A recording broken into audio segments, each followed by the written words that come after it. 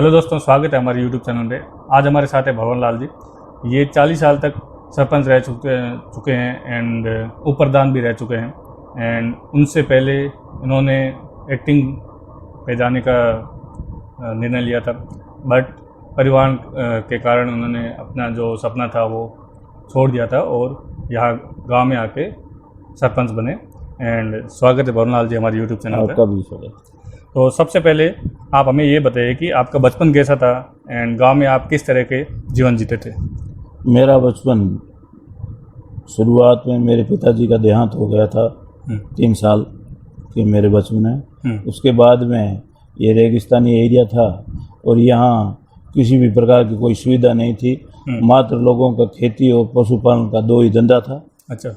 और फिर मेरी पढ़ाई यहाँ प्राइमरी स्कूल में हुई। बाद में मैं नोक गया, फलोदी गया और जोधपुर यूनिवर्सिटी के अंदर पढ़ा।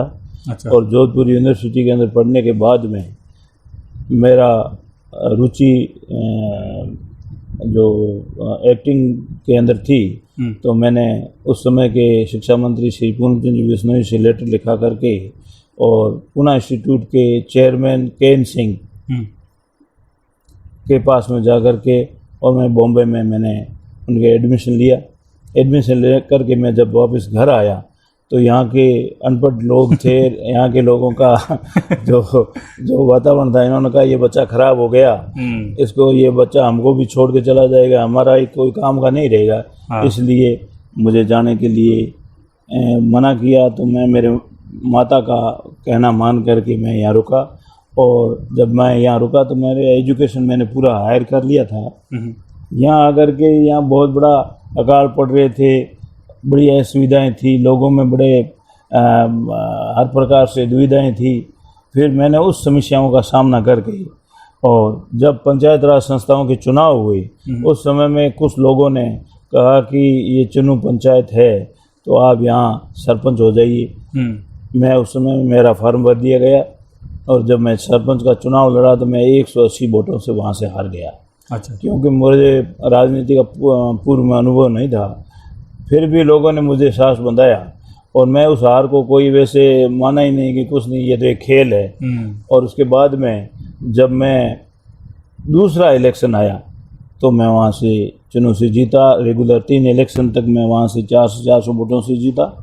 और उसके बाद में हमारी पंचायत अलग हो गई, मदासर पंचायत अलग हो गई। तो यहाँ के लोगों ने मुझे गिफ्ट के रूप में निर्विरोध सरपंच बना दिया गया। अच्छा। और यहाँ के मदासर के लोगों का, बुजुर्ग लोगों का हमेशा मेरे ऊपर स्नेह रहा है। और मैंने शुरुआत मैंने एक मेरा लक्ष्य रखा कि मुझे इस गांव में अब मेरी कर्म भूमि यही है और मुझे यही काम करना है। इसलिए यहाँ उस समय में न तो रोड थी, न पानी की व्यवस्था थी, न नहरें थी, कुछ नहीं था, बड़ा सुदूर एरिया था। फिर मैंने कड़ी मेहनत की। उस समय में सामान्य आवंटन के फॉर्म भरे हुए थे लोगों के। मैंने लोगों को ज़मीनें दिलवाई। अपने गांव के पास में जो ज़मीनें खाली पड़ी थी वो सब ज़मीनें दिलवाई उनको। और फिर मैंने उस दूसरे इलेक्शन में जब मैं जीता तो रेगुलर में 3 साल तक 3 टर्न के अंदर मैं वहाँ चिन्नू का सरपंच रहा। अच्छा। उसके बाद में मदासर का सरपंच आने के बाद मैं 3 साल तक मदासर का सरपंच रहा। 3 टर्न। हाँ। और 3 टर्न के बाद में जब ये पंचायत राज संस्थाओं के सदस्यों के और जिला परिषद के चुनाव भैरू सिंह जी के समय में उन्होंने जो डिक्लेयर किया था, उस समय मुझे कांग्रेस पार्टी की तरफ से नोक सर्कल के अंदर मुझे टिकट मिला कांग्रेस पार्टी का। और मैं वहाँ से पंचायत समिति सदस्य जीता और पंचायत समिति जैसलमेर का उप प्रधान रहा। और मदासर गांव की सरपंच मेरी वाइफ रही। इस प्रकार से मेरा 40 साल का ये राजनीति का अनुभव है। अच्छा। तो आपके जो स्कूल के दिन थे तो पढ़ाई के दिन कैसे थे? क्योंकि अपने यहाँ पे लोगों को पढ़ाई करने ही नहीं देते कि बेटा जाओ खेती करो या फिर कुछ और काम धंधा करो। आप स्कूल पे कैसे गए? मैं यहाँ से स्कूल में गया तो मुझे वहाँ पढ़ाई के अंदर रुचि रही। और वैसे हमारे गांव के अंदर कोई पढ़ा लिखा था ही नहीं उस समय। तब मैंने देखा कि मैं पढ़ूँ तो ठीक रहेगा, गांव का भी कोई समय आया तो विकास कर पाऊँगा। तो मैंने जोधपुर यूनिवर्सिटी तक पढ़ाई करी। और जोधपुर यूनिवर्सिटी में पढ़ाई करने के बाद में मेरी राजनीति के अंदर हमारे बिश्नोई समाज के महान नेता श्री राम सिंह जी बिश्नोई साहब से मुलाकात हुई और उनके संपर्क में रहा। तो मैं जब 2-3 बार, वो भी हमारे यहाँ मदासर में आए, बड़ा सुदूर एरिया था, 3 दिन तक वो यहाँ रुके और मैं उनके अनुयायी में भी मैंने राजनीति सीखी। तो आप कहना ये चाहते हैं कि आपकी जो प्रेरणा थी राम सिंह बिश्नोई था। ओके, ठीक है। आपको बचपन में किस काम में सबसे ज़्यादा रुचि थी? और मुझे कला से थी। कला से थी? हाँ, मैं गाना अच्छा गाता था। मैंने बाप के अंदर जो सांस्कृतिक प्रोग्राम हुए तो उस समय मुझे 50 चांदी के मेडल मिले थे। अच्छा। और उसके बाद में मैं जब मेरी पूना इंस्टीट्यूट में टेस्टिंग हुई तो भी मुझे वहाँ एडमिशन हो गया। अच्छा। एंड आपके जो माता पिता है वो आपके जीवन पे क्या प्रभाव डाले थे? मेरे पिताजी तो 3 साल से पहले ही, मैं 3 साल का था तब गुजर गए थे। अच्छा। मगर मेरी माता जी मेरी प्रेरणा की स्रोत थी और उनके कहने से ही मैं कला क्षेत्र में जाने से रुका। अच्छा, तो आप जब बॉलीवुड में जा रहे थे तो ये फैसला कैसे लिया आपने, क्यों लिया बॉलीवुड का? हाँ, बॉलीवुड का, क्योंकि मेरे अंदर क्षमता थी। अच्छा। मेरे अंदर कला थी। तो मैंने देखा कि जब सब लोग इस प्रकार से सुदूर एरिया से जाकर के वहाँ एक्टर बनते हैं तो मैं भी इस रेगिस्तान एरिया से जाकर के वहाँ एक्टर बन जाऊँ। अच्छा, तो आप, दुर्भाग्य था कि मैं नहीं बन पाया। आप उधर गए थे, मुंबई गया था। तो मुंबई आप कितने साल तक रहे थे? मैं 1 महीने रहा। 1 महीने रहते, तो मतलब स्ट्रगल वगैरह कैसा था वहाँ पे? वहाँ बहुत अच्छा था। अच्छा। एंड जब आप वापस गांव आए तो गांव वालों ने वापस जाने क्यों नहीं दिया? उन्होंने कहा कि ये बच्चा हमसे निकल जाएगा और हमारे साथ में रह नहीं पाएगा, वहाँ नृत्य करेंगे, लोगों को खान पान अपना नहीं रहेगा, ये अपने धर्म से हट जाएगा। अच्छा, इसीलिए घर वालों ने आपको मना कर दिया जाने के लिए। ठीक है। क्या आपने कभी सोचा था कि आपका सपना अधूरा रह गया? ये तो मैंने सोचा ही है कि अगर मैं वहाँ अभिनेता बनता तो आज मेरा नाम ही पर्दे पे आता। दुर्भाग्य है मेरा ये। ठीक है। तो जब आप पहली बार सरपंच का चुनाव लड़ने का निर्णय लिया, वो कैसा था उस टाइम? वो तो कुछ नहीं था, 1 मिनट का काम था। मेरे सहयोगी थे, उन्होंने कहा कि फार्म भर दो, ये अपने मदरसे के अंदर ही भी अपन फार्म भर देते हैं। मैंने फार्म भरा, मगर हमारे यहाँ के लोगों ने उस समय में, क्योंकि वो मुसलमानों के साथ वहाँ चले गए थे, पहले सरपंच उन्होंने खड़ा कर दिया था, इसलिए वो उनके साथ मेरे 180 वोटों से में आ रहा। और आप मतलब पहली बार सीरियस भी नहीं थे? आई थिंक इतना सीरियस भी नहीं था। मैंने मेरा खेल शुरू किया था। जब आप सीरियस हुए तो अब आप जीत गए थे? बिल्कुल जीता। ठीक है। आपको इतने समय तक आपने गाँव वालों ने वोट किया, तो आपको कैसा लगा? उनके क्या खास बात थी आप में? मेरे लोगों का स्नेह अपार, पूरे गांव का स्नेह मेरे ऊपर था, बुजुर्गों का, जवानों का, मेरे सहपाठियों का।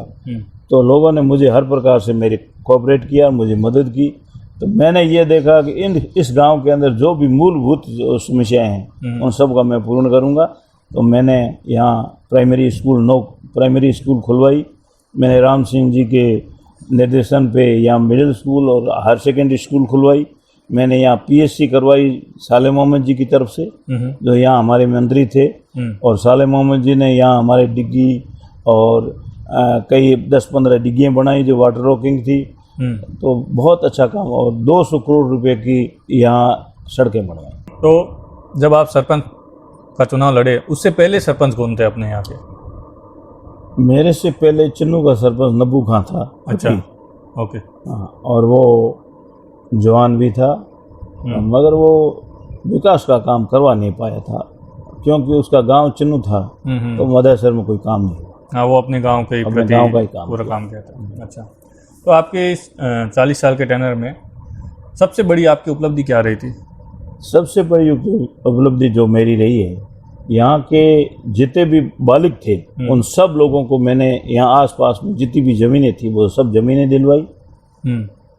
उसके अलावा प्राइमरी स्कूल खुलवाई, मिडिल स्कूल खुलवाई, हायर सेकेंडरी स्कूल खुलवाई, डामर रोड BADP की तरफ से जो बजट आता था उसके अंदर खुलवाई। तो मैंने जो विकास के काम थे, जो जहाँ मुरवे टू मुरवे मैंने रोड बनवाई, और ये सब काम मैंने किए। आपने बैंक भी यहाँ पे लेके आए थे? बिल्कुल, यहाँ मेरे गोवर्धन जी कला साहब, हाँ, जो उस समय तत्कालीन एमएलए थे, हाँ। तो उनके बिल्डिंग में वहाँ एसबीआई का बैंक चल रहा था। अच्छा। तो उनके घर पे ही मैं रुका, तो मेरे को मैंने कलाजी से कहा, मैंने कहा साहब मेरा गांव है, वहाँ भी बैंक खुलनी चाहिए। तो वो हंसे मेरे ऊपर, कहा यार तेरा वहाँ तो इंटीरियर एरिया है, गाड़ियाँ ही नहीं जाती, वहाँ बैंक कैसे खुल सकती है। सही बात। मैंने कहा साहब आपके हाथ की बात है, आपके मिलने वाले हैं इच्छुक साहब, तो आप मेरे यहाँ खुला दो। तो उन्होंने जितने में इच्छुक साहब जो थे वो वहाँ आ गए थे, तो उन्होंने कहा कि ये मेरे शिष्य है और इनकी मदद सर के अंदर एक एसबीआई की बैंक खुलवा दो। तो उन्होंने सर्वे की और वहाँ बैंक खुल गई। और आज के टाइम में बैंक, आज के टाइम में बहुत बड़ी बैंक है ये। वही। एंड आपको कभी चुनाव हारने का डर रहा?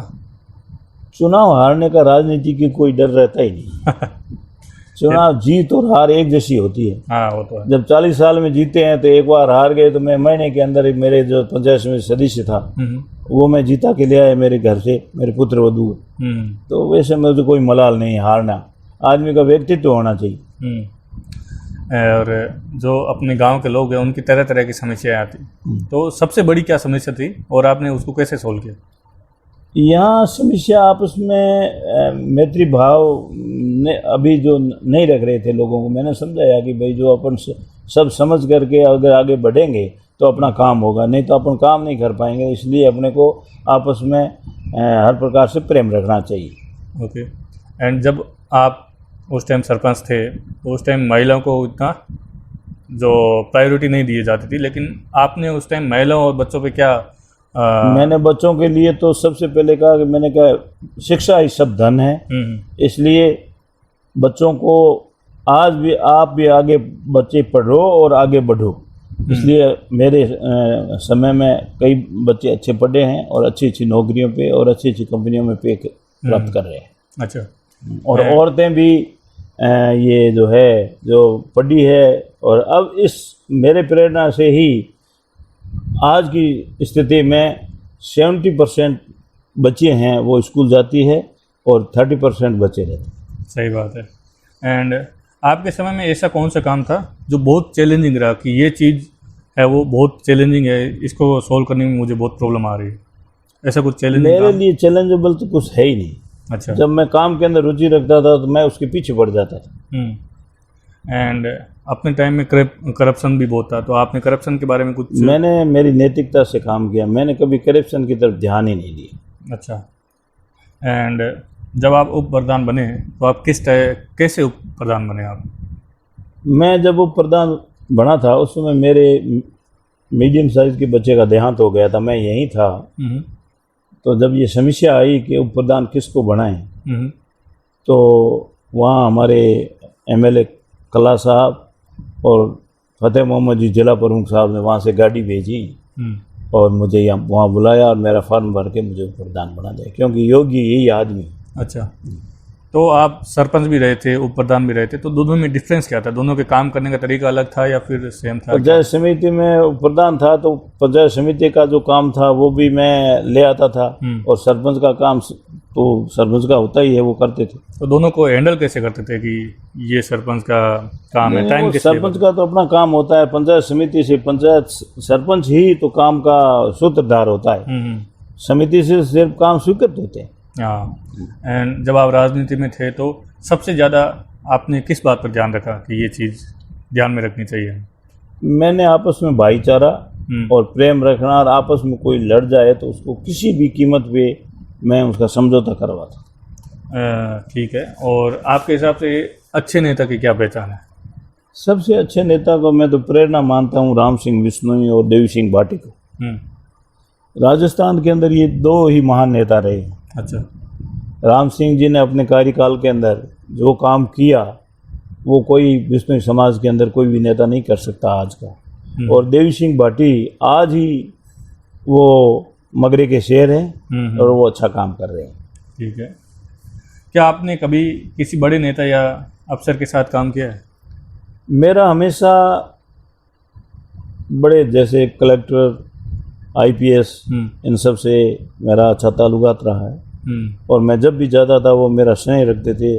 मेरे सबसे फेवरेट जो आईएएस थे वो ललित के पवार साहब थे, वो मेरे घर पे 2-3 बार आए हुए हैं, खाना खा के मेरे उनके अच्छा समझ रहा है। अच्छा, तो आप सरपंच थे, उप प्रधान थे, तो ये जो कलेक्टर वगैरह है, ये संपर्क में आना एक बड़ी बात होती है। आप कैसे मिले उन सबसे? मेरा शिष्टाचार जो मेरा व्यक्तित्व था उस हिसाब से मैं उनके स्टैंडर्ड से ही मिलता था। मैं व्यात बात करता नहीं था और टू द फैक्ट बात ही करता था। अच्छा, ठीक है।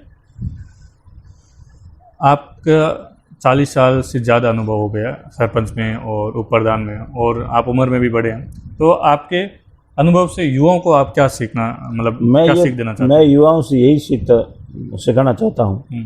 कि अगर आपको काम करना है तो काम के अंदर रुचि रख करके किसी भी प्रकार के किसी व्यक्ति विशेष को नज़दीक मत लाइए।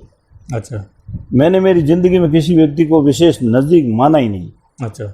सुन सबका लेता था, काम मेरी मर्जी से करता था। तो आदमी को किसी का लट्टू नहीं होना चाहिए। किसी के कहने से कि ये आदमी मेरा खास है, इसके कहने से करूं, मैं किसी के कहने से काम करता ही नहीं। अच्छा, ये मेरा व्यक्तित्व है और यही मैं युवाओं से कहता हूं कि आप किसी के चक्कर में मत पड़िए। अच्छा, एंड आज के समय के नेता और आपके टाइम के नेता, तो दोनों में क्या डिफरेंस है?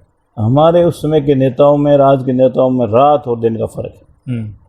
उस समय में लोग काम करने के अंदर बहुत ज़्यादा रुचि रखते थे। अब के आज के जो नेता है ये चाटुकार है। ये सब क्या है कि भागते हैं, आज यहाँ भागते हैं, आज वहाँ भागते हैं। भागने से और रामरामी करने से कोई नेतागिरी थोड़ी होती है। हाँ, सही। नेतागिरी होती है कर्मठ काम करने से। काम करके धरातल पे दिखाओ, फिर वो काम दिखता रहे जिंदगी भर, वो है काम। नहीं तो कोई रामरामी शेर जाके भागने से क्या है, सही कुछ नहीं है। ठीक है, आपके जीवन का सबसे यादगार पल कौन सा रहा? सबसे पहले मेरा जो यादगार पल रहा है ये राम सिंह जी बिश्नोई साहब को संपर्क आने वाला ही है। वो सबसे बड़ा यादगार मेरा यादगार पल। उनके जाने के बाद मुझे बहुत बड़ा आघात पहुंचा। अच्छा, एंड वो आपके करीबी भी थे? वो मेरे करीबी थे। ठीक है, एंड आपके जीवन में सबसे बड़ी गलती क्या थी कि जो ये गलती मैंने कर दी और उसको आपने सुधारने के लिए कुछ काम किया? मैंने मेरी ज़िंदगी में बहुत गलती ये कर ली कि मैंने सबको मेरा अपना समझा। अच्छा। मगर उन लोगों ने मुझे धोखा दिया। अच्छा। वो मेरी गलती है। हाँ, तो उसको सुधारने के लिए आपने क्या किया था?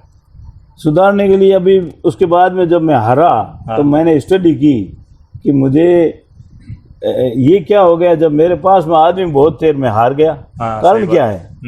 तो फिर मैंने उसकी स्टडी की तो मुझे एक पल एक आदमी का पता लग गया। उसके बाद में जब मैं दोबारा जो इलेक्शन में प्रचार करने के लिए गया तो मेरा पोता और मैं दो ही निकले। अच्छा।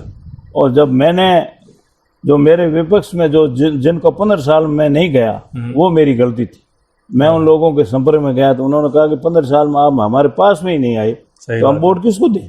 सही बात। आप हमसे वोट तो मांगते। तब उन लोगों ने मेरे ऊपर स्नेह रखा और उन्होंने अपना वोट दिए और मैं वहाँ से 200 मार्जिन करके और 4 वोटों से जीता। सही बात है। तो जो आज के युवा है वो रातों रात करोड़पति बनना चाहते हैं, उनके बारे में आप क्या कहना चाहते हैं? मेरा उन लोगों से यही कहना है कि आपने जो कुछ किया वो कर लिया। अभी भी आप मुख्य धारा के अंदर आ जाओ और समाज का उत्थान करो तो अच्छा रहेगा। अच्छा। इनकी कोई जिंदगी नहीं है आप लोगों की, क्योंकि और इससे आदमी जो युवा है उस युवा को गलत रास्ते पे ले जा रहे हो, वो भटक रहे हैं और एजुकेशन की तरफ से ध्यान हट रहा है। क्योंकि आजकल ऐसे ऐप आ गए कि 41 रुपये लगाओ करोड़पति बन जाओ। तो वो कुछ नहीं है। हाँ। मैं तो उसको कुछ नहीं मानता। हाथ की मेहनत करो और मजदूरी करके अच्छा काम करो। और आज के जो युवा है, जो लोग हैं, वो 2 नंबर जो काम करते हैं उसको इंस्पिरेशन मानते हैं। उस पर आप क्या कहना चाहते हैं? और वो लोग 2 नंबर के काम ही करना चाहते हैं। ये मैंने देखा है हमारे समाज के अंदर सबसे ज़्यादा है। और हमारे समाज के अंदर सबसे ज़्यादा है। तो वो लोग जब आते हैं तो युवा जितने भी होते हैं वो पंडाल छोड़ करके उनके सामने भाग जाते हैं और वहाँ जाकर के उनके टोली के रूप में आकर के एक साइड में वो आकर के बैठ जाते हैं और एक साइड के अंदर जो बुजुर्ग और जो दूसरे लोग हैं वो बैठते रहें। तो मेरे कहने का अर्थ ये है कि इस प्रकार से ये अपवाद हो जाएगा और धीरे धीरे इसमें समाज गर्त की ओर चला जाएगा। इसलिए वो लोग भी अपना मुख्य धारा के पैसे कमा लिए तो कमा लिए, उनको अब अपना धंधा दूसरा कर लेना चाहिए, जिससे कोई बिजनेस करे तो अच्छा रहेगा और उन लोगों को बिजनेस के अंदर ढाल दे। क्योंकि अपन जो जिस समाज से आते हैं उसमें हम जीव दया रखते हैं, प्रकृति को बचाते हैं, बिल्कुल। और क्योंकि हमारा समाज इसी चीज़ की ओर अग्रसर है, बट इन जैसे लोगों की वजह से हमारा जो नाम है वो खराब हो रहा है। बिल्कुल होता है, धर्म के नाम से हट जाते हैं। मैंने कई लोगों को देखा, मेरा उन लोगों से सबसे संपर्क रहता है, वो मिलते जुलते रहते हैं। तो जो लोग जिन्होंने ये धंधा किया है वो खुद तो न तो किसी भी प्रकार का धंधा करता, नशा करता है, ये तो किसी भी प्रकार से कोई नशा करता है, दुनिया को नशा देता है। मैं ये समझता हूँ कि वो बहुत गलत चीज़ है। हाँ, सही बात। जब आप खुद इस नशे परहेज रखते हो तो बच्चों को क्यों बर्बाद कर रहे हो? सही बात। इसलिए मैं अब उन बड़े बड़े लोगों को जिन्होंने ये धंधा किया है, मैं हाथ जोड़ के उन लोगों से ये निवेदन करना चाहता हूँ कि आप एक नंबर का धंधा, कोई फैक्ट्री है, कोई किसी भी प्रकार का काम करो जिससे आपका भला होगा और समाज का भी भला होगा। ये समाज बहुत उत्कृष्ट समाज है, बहुत ऊंचा समाज है। इस समाज के मुकाबले संसार के अंदर कोई धर्म नहीं है। हम पेड़ों के लिए हमारे 363 खेजड़ली में शहीद हुए हैं। अभी वन्य जीव के लिए धोड़िया के अंदर 2-2, 4-4 आदमी शहीद हुए हैं और लोगों मीडिया में उनका कितनी चर्चा है। अच्छा काम करने से लोगों का नाम होता है, वो भी उसका धन है। आपके परिवार ने आपको किस तरीके से सपोर्ट किया था? ये पूरी जो मेरी राजनीतिक कॉलेज के आने के बाद में जो सपोर्ट का मामला है, मेरी माँ सबसे पहले मेरी गुरु रही है और उसके बाद में मेरे जितने भी 5 भाई थे उन भाइयों ने मुझे फुल सपोर्ट किया। उनका अच्छा। मेरे को बहुत बड़ा सपोर्ट रहा और मेरे परिवार से ही मैं आगे बढ़ा हूँ। परिवार सबसे पहले आता है। मेरा सबसे पहले परिवार। हाँ, अगर परिवार नहीं हो तो आप मैं आगे कोई नहीं भी काम, बढ़ता। हाँ, कोई भी काम नहीं कर सकते। ठीक है, तो आपके अनुसार गांव की समस्या में, मतलब जो समस्या है वो आज किस प्रकार अलग है, पहले किस प्रकार अलग थी? अब मेरे हारने के बाद में मुझे ऐसा महसूस हो रहा है कि काम बिल्कुल ठप हो गया है। विकास नाम का काम का 1% भी काम हुआ नहीं, कोई भी काम नहीं हुआ। इसलिए मुझे दुख है कि मैं अगर जीतता तो ये अधूरे मेरे काम है, ये मैं पूरा कर देता। सही बात है। एंड क्या आपको ऐसा लगता है कि जो आपने जीवन जिया है वो लोगों को प्रेरणा मिली है उनसे? अब लोगों ने मेरे को प्रेरणा स्रोत माना नहीं, क्योंकि मेरा जो काम करने का लहजा और मेरा व्यक्तित्व अलग ही है। पूरा और लोग मुझे आज की तारीख में जब लोगों से मैं पूछता हूँ कि मेरा कोई गलती नहीं है, लोग मेरे से दूर दूर क्यों भागते हैं, तो युवा जो लोग हैं वो ये कहते हैं कि ये हमसे मिलते नहीं हैं, हमसे बातें नहीं करते हैं। तो एज का फ़र्क होता है, इसलिए मिलना या जो ना वो भी अपना थोड़ा शर्म महसूस करते हैं। मैं भी समझता हूँ बच्चे हैं, इसलिए यही दूरी है और कुछ नहीं। अच्छा, एंड क्या आप चाहेंगे कि आपके परिवार का कोई भी व्यक्ति सदस्य है वो राजनीति में आए? मैं तो ये कहता हूँ कि मेरे परिवार के सदस्य को आगे आना चाहिए। अगर व्यक्तित्व है उसके अंदर तो आगे आए, नहीं तो मेरे लाने से कोई आगे नहीं आएगा। मेरे को कौन लाया था? सही बात है। एंड आपके बाद आप सबसे ज़्यादा भरोसा किस पे करते हैं? मैं मेरे आप पे करता हूँ। अच्छा, और किसी से नहीं? ठीक है, तो आपको ऐसा कुछ मिल जाए कि आप जवान थे तो कुछ एक काम करने का मौका मिलता तो आप क्या काम करते? मैं जवान था तो एक काम का मौका मिलता तो मैं यही समझता, मैं पुणे इंस्टीट्यूट से मैं एडमिशन ले लेता और मैं वहाँ एक्टर बन जाता। मतलब यहाँ पे राजनीति का कोई? राजनीति मुझे दूसरा चांस। ठीक है, अच्छा। और आपके जीवन का एक अगर मंत्र की बात करें तो आपके जीवन का मंत्र क्या, आप क्या करना चाहते हो? मेरे जीवन का मंत्र यही है कि अपने इष्ट को और अपने धर्म को मान करके और व्यक्ति को अपने जो हमारे जो सनातन धर्म है उसके अनुसार आगे बढ़ना चाहिए। अच्छा, तो आप अपने जीवन को अगर किसी शब्दों में व्यक्त करना चाहते हैं तो कैसे व्यक्त करेंगे आप अपने जीवन को? अब हमारा जीवन तो मैं 73 साल का हो गया हूँ, इसलिए मेरा कोई वो जीवन है जो आध्यात्मिकता की ओर है। मैं ज़्यादा भगवान के प्रति आस्था रखता हूँ। अच्छा, तो आप युवाओं को और नए नेताओं को क्या संदेश देना चाहते हैं? मैं नए नेताओं को यही संदेश देना चाहता हूँ कि आप अपने काम को कर्म मान लो। राजनीति के अंदर काम को कर्म मान लो, वो काम याद आएगा, ऑन रोड पे या सब जगह दिखेगा तो आपको लोग याद करेंगे। सही बात। और याद करने के बाद में आपको वोट देंगे। एंड आपको अपने पूरे जीवन में किस चीज़ का गर्व है कि मैंने ये काम किया या फिर कुछ मुझे ऐसा? गर्व तो है ही नहीं, मेरा कर्म था और वो मैंने किया, इसलिए गर्व करना ही नहीं चाहिए। इंसान को गर्व नहीं करना चाहिए। सही बात है। एंड एक आखिरी सवाल कि क्या सपने पूरे होते हैं और लोगों को सपने देखने चाहिए? लोगों को सपने ज़्यादा नहीं देखने चाहिए, जितने हुए उतने ही देखने चाहिए। अच्छा। ज़्यादा देखने पे आदमी इमोशनल हो जाता है, वो ओवर थिंक कर लेता है। बस। ठीक है। तो धन्यवाद भवनलाल जी, आज हमारे साथ जुड़ने के लिए आपको बहुत बहुत धन्यवाद। आपको भी धन्यवाद।